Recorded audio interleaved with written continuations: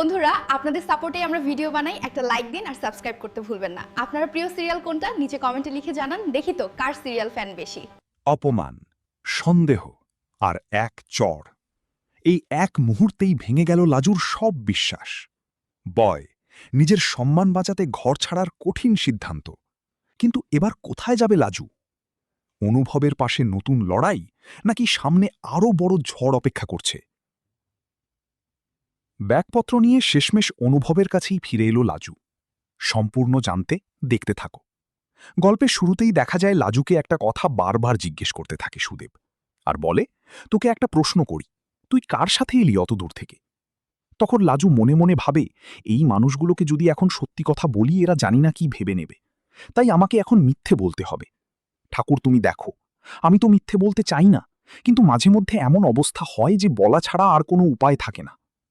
তখন সুদেব জিজ্ঞেস করে, কি রে, তোকে তো একটা কথা তখন থেকে জিজ্ঞেস করছি, তুই উত্তর দিচ্ছিস না কেন? এরপর দেখা যায় কমলা বলে, আরে এই মেয়ে এই বাড়িতে কেন এলো? আমি তো কিছুই বুঝতে পারছি না। এই মেয়েকে তুই রেখে আয় ওই বাড়িতেই। এরপর লাজু বলে, আমি তো তোমাকে বলেছিলাম যে আমাকে নিয়ে যাও, তুমি নিয়ে এলে না কেন? এরপর কমলা বলে, সুদেব, তুই তো আমাকে বলিসনি যে এই মেয়েটা আজকে তোকে নিয়ে আসতে বলেছে। আমি তো তখনই তোকে বলে দিতাম তাহলে যে এ যেন এই বাড়িতে না আসে। এই মেয়ে হেবি রুগ্ন, এর এখানে থাকার কোনো দরকার নেই। দুদিন বাদে বাদে অসুস্থ হবে। আর বারবার করে বারণ করেছিলাম ওই কলকাতার বাড়িতে রাত না কাটাতে, কিন্তু আমাদের কোনো কথাও শোনেনি, তাই ওর কথাও এখন আর আমরা শুনব না।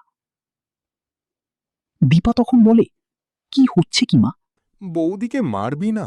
কি শুরু করেছিস বলতো? কি লাভ পাচ্ছিস এসব কিছু করে? ঝামেলা করে কি সত্যি কোনো লাভ আছে? নেই তো। তাহলে কোনো দরকার নেই ঝামেলা করার। কমলা বলে, এই মেয়ে হচ্ছে একটা নষ্ট মেয়ে। একে এই বাড়িতে রাখলে আমাদের জাত চলে যাবে, গ্রামে আমাদের কোনো সম্মান থাকবে না। তাই এই মেয়েকে এই বাড়িতে রাখা যাবে না। দীপা বলে, কেন রাখা যাবে না? একজন অসুস্থ মেয়েকে যদি একজন গাড়িতে করে দিয়ে যায়, তাহলে কার কি সমস্যা থাকতে পারে? আর ছদ্দাই বা কেন যায়নি? যদি আজকে যেত, তাহলে তো ও গাড়িতে করে আসতো না। ও তো আগেই বলছে যে ও বলেছিল আজকে আসবে। তুই কেন যাসনি রে ছদ্দ? এরপরেই তখন সুদেব বলে, আমার আর কিছু ভালো লাগছে না। আমি আর এই ব্যাপারে একটা কথাও বলতে চাই না। অনেক তো হলো, এইবার একটু শান্তি চাই। তখন কমলা বলে, এই মেয়েকে আমি কোনোভাবেই আর ঘরে ঢুকতে দেব না। তখন লাজু বলে, তাহলে আমি এক্ষুনি চলে যাচ্ছি। আমার আর এখানে থাকার কোনো দরকার নেই। যা হবে দেখা যাবে। যা পারি তাই কাজ করব। কিন্তু এই বাড়িতে আর এক মুহূর্তও নয়। এরপরেই বনলতা কথা বলতে থাকে অনুভবের সাথে। অনুভব তো ফিরে আসে আর বলে, তুমি কি লাজুকে পুরো ওর বাড়ি পর্যন্ত দিয়ে আসলে নাকি? অনুভব বলে, আচ্ছা তোমার সাথে আমি কথা বলতে চাই না, তবুও তুমি এরকমভাবে সেঁদে সেঁদে যে কেন কথা বলো, এটাই মাঝে মধ্যে বুঝে উঠতে পারি না। তখন বনলতা বলে, আমি তোমার স্ত্রী, আর তুমি আমার সাথে এইভাবে কথা বলতে পারো না। অনুভব বলে, আমি মানি না যে তুমি আমার স্ত্রী। আর শোনো, একটা কথা কান খুলে শুনে রাখবে, লাজু সোমবার দিন থেকে কলেজ যাবে। ও যদি কলেজ না যায় বা ওকে যদি কলেজ যেতে দেওয়া না হয়, তাহলে কিন্তু আমি কাউকে ছাড়ব না। সুদেবকে বলে দিও, তোমার তো বন্ধু হয়, সোমবারের মধ্যেই যেন কলকাতায় এসে শিফট করে লাজুকে নিয়ে, না হলে অনেক খারাপ হতে চলেছে ওর সাথে। বনলতা বলে, এত কম সময়ের মধ্যেও কি করে সবটা জোগাড় করবে? এমনিতেই তো ওর ঘটে কোনো কিছু বুদ্ধি নেই, টাকাও নেই, একটা সময় তো লাগি। বনলতার কথা শুনে অনুভব বলে, লাজুর পড়াশোনা যেন কোনো ক্ষতি না হয়, বেশি সময় দেওয়া যাবে না, কথাটা সুদেবকে জানিয়ে দিও। এরপর বনলতা বুঝতে পারি সে অলরেডি ফেসে গেছে। বনলতা ভাবি, আমার কাছে তো টাকা নেই, থাকলে আমি সুদেবকে দিতাম। যেটুকু টাকা পয়সা ছিল সবটাই তো দিয়ে দিয়েছি, এখন আমি কি করে সুদেবকে টাকা দিই?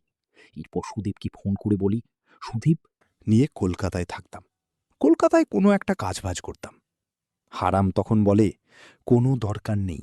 এই মেয়ের পিছনে আর একটা টাকাও খরচা হবে না। এই মেয়ে চলে যাক, তুই এখানে থাক। সুদেবের কথা না শুনেই লাজু ব্যাগপত্র গোছাতে শুরু করে দেয় আর বলে, লাজু আর এখানে থাকবে না। সমস্ত কিছু লাজু গোছাতে শুরু করে দেয়। আর অন্যদিকে সুদেব বলে, লাজু চলে গেলে আমি কি নিয়ে থাকব? কোন কুক্ষণেই যে আমার এই মেয়েটার সাথে বিয়ে হয়েছিল কে জানে। কি করে কি করব বুঝতে পারছি না। লাজুর পড়াশোনা বন্ধ করে দিতে চায় কমলা। লাজু বলে, ওটা করো না, পড়াশোনা বন্ধ হবে না, পড়াশোনা কিছুতেই বন্ধ হতে পারে না। তাই লাজু ব্যাগপত্র গুছিয়ে নিয়ে বেরোতে যাচ্ছিল। সুদেব তখন বলে, দাঁড়া লাজু, তুই কোথাও যাবি না, আমি তোকে কোথাও যেতে দেব না। কিন্তু লাজু বলে, এখানে পড়ে থাকলে তো আমার পড়াশোনা হবে না, তাই আমাকে এখান থেকে বেরোতেই হবে। তুমি যদি বেরোতে না পারো তুমি থাকো, কিন্তু আমাকে বেরোতেই হবে।